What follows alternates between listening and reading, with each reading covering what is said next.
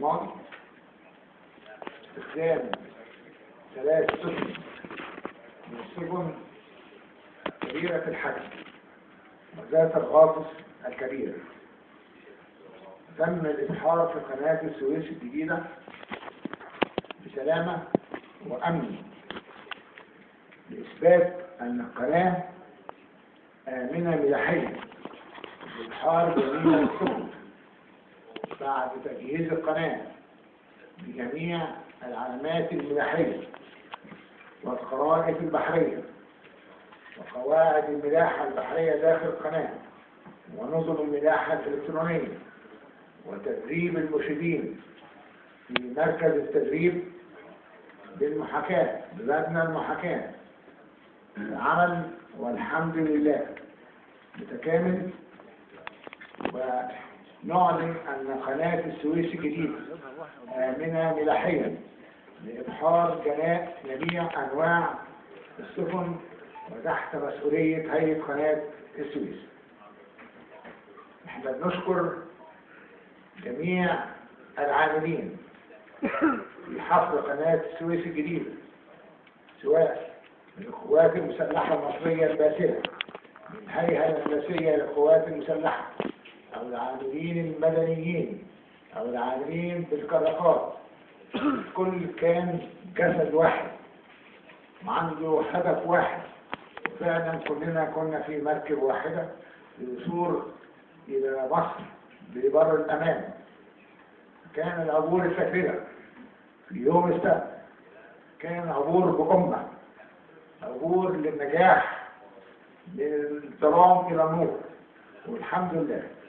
بالنسبة دي احنا بنوجه شكر جزيل للرئيس عبد الفتاح السيسي صاحب القرار ومتخذ القرار الوطني، ونقول له ان احنا كنا على الوعد والعهد ونفذنا الوعد والعهد ونهينا العمل في الموعد المحدد وقبل الموعد المحدد.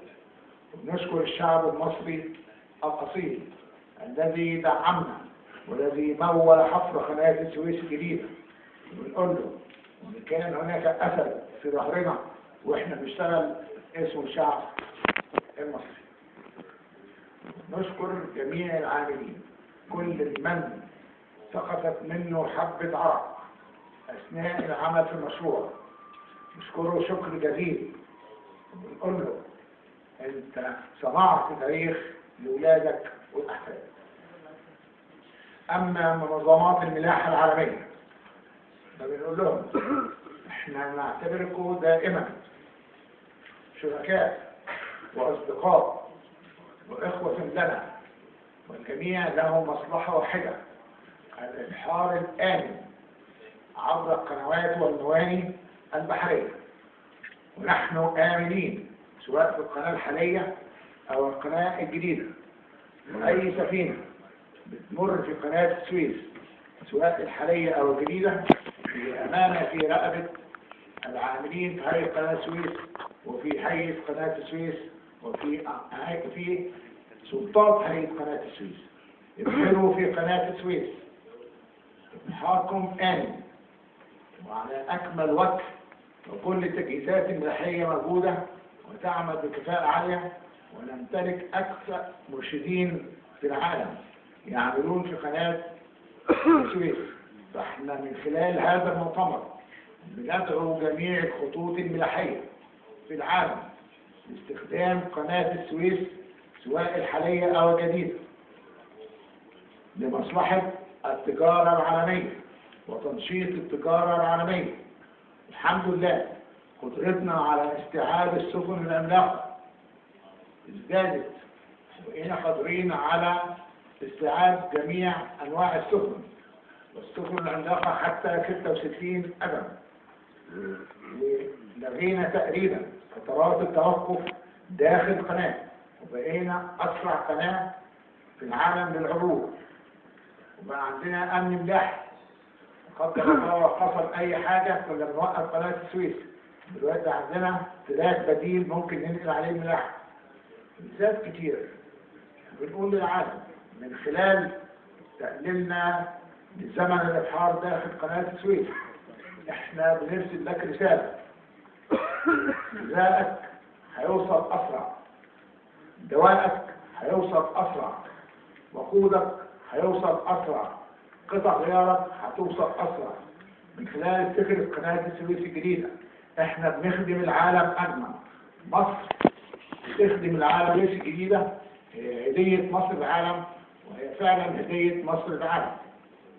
احنا بنحيي زملائنا في الخطوط الملاحية والتوكيلات الملاحية، وبنرحب بيهم ونرد لهم على أي استفسارات، وبنجاوب على أي أسئلة، وفي نفس الوقت بنستمع بعقل مفتوح لأي مطالب تضيف وتنمي من إجراءات المرور في قناة السويس. إن شاء الله احنا بنجهز للاحتفالية بافتتاح قناة السويس في 6 أغسطس القادم. إن شاء الله هذه الاحتفالية سوف تكون على مستوى الحدث، بتبهر العالم كله بالمصريين وبالحدث الذي تم. هذه الاحتفالية سوف تحافظ على مصرية الحدث وعالمية الحدث، لأن الشعب المصري هو صاحب الفضل الأول في حفر قناة السويس. الفكرة مصرية، والتخطيط مصري، والتنفيذ مصري، والقرار مصري، والتمويل مصري. لازم الشعب المصري يكون هو العريس الأول لهذا الحفل، وستمثل جميع فئات الشعب المصري في الحفل بإذن الله تعالى. أما عالمية الحدث فيجب الرمز لعالمية الحدث، لأن العالم كله يمر من قناة السويس. العالم كله شريك لنا في المرور في قناة السويس، وإحنا نرحب بهم. يجب أن نحييهم، نرسل رسائل لهم، إحنا آمنين، والمرور في قناة السويس